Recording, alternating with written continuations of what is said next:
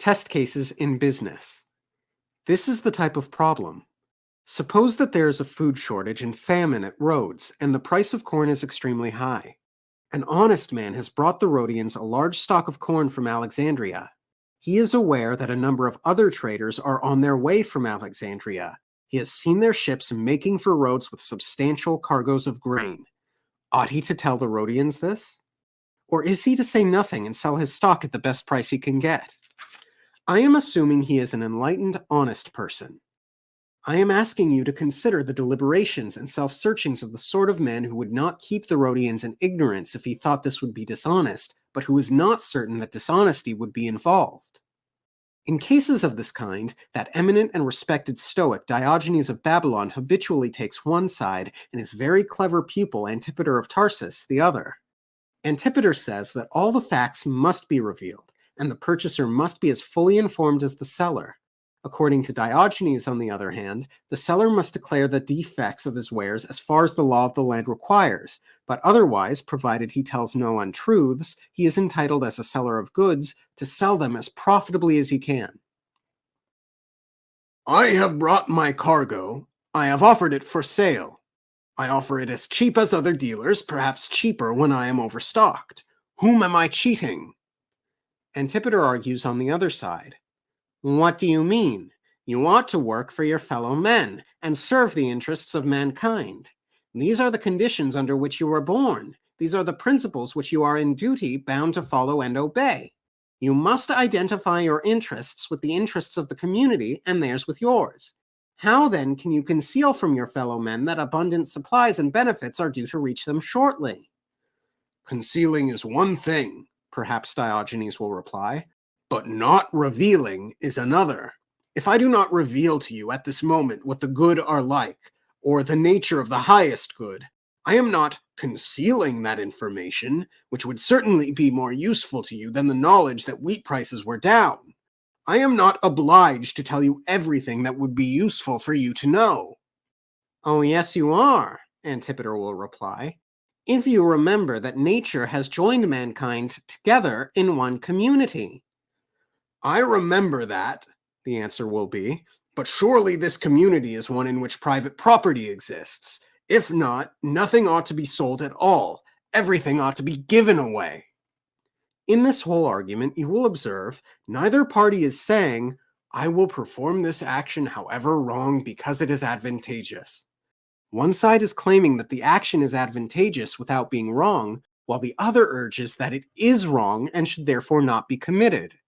Or suppose that an honest man wants to sell a house because of certain defects of which he alone is aware. The building is supposed to be quite healthy, but is in fact insanitary, and he is aware that it is. Or the place is badly built and is falling down, but nobody knows this except the owner. Suppose he does not disclose these facts to purchasers and sells the house for more than he expected. Has he behaved unfairly and dishonestly? Certainly he has, says Antipater. At Athens, not to set a man right when he has lost his way is penalized by general execration. And is it not precisely the same thing to let a purchaser make a mistake and ruin himself with a very heavy loss? That is even worse than not showing a man the way, since in this case the purchaser is being deliberately misled. But he did not force you to buy, did he? Objects Diogenes. He did not even ask you to. He offered for sale something he did not want. You bought something you wanted. Seeing that people are not blamed when they advertise a bad, ill-constructed house as fine and well-built, still less ought they to be censured if they merely refrain from speaking in its praise. For when the purchaser can exercise his own judgment, what fraud can there be on the part of the seller? If you are not obliged to make good everything you say, how can you be responsible for what you do not say? It would surely be exceptionally stupid for a seller to enumerate the defects of what he is selling, and the height of absurdity for the auctioneer to proclaim at the owner's request, an insanitary house for sale. These, then, are some of the doubtful cases in which one side takes a moral view, and the other cites advantage by asserting that it is not only right to do what seems to be advantageous, but wrong to avoid so doing. Such conflicts between right and apparent advantage are frequent, but I must record my opinion about these cases, for I did not write them down merely to raise problems, but to solve them. I believe, then, that the corn merchant ought not to have concealed the facts from the Rhodians, and the man who was selling the house should not have withheld its defects from the purchaser. Holding things back does not always amount to concealment, but it does when you want people, for your own profit, to be kept in the dark about something which you know and would be useful for them to know. Anyone can see the sort of concealment that this amounts to, and the sort of person who practices it. He is the reverse of open, straightforward, fair, and honest. He is a shifty, deep, artful, treacherous, malevolent, underhand, sly, habitual rogue. Surely one does not derive advantage from earning all those names and many more besides. If, then, mere suppression of the truth deserves censure, what must we think of people who have actually told lies? A Roman gentleman called Gaius Cannius, quite a witty and cultured man, once went to Syracuse not on business but on holiday. We owe him the story that follows. He often spoke of buying a little estate where he could invite his friends and enjoy himself without intrusion. When his intention became known, a Syracusan banker called Pythias disclosed his own possession of just such a property. This was not for sale, he said, but Cannius could treat the place as his own if he wanted to. Pythias forthwith asked him to dinner there on the following day, and Cannius accepted. Now Pythias, being a banker, had people of all classes ready to oblige him.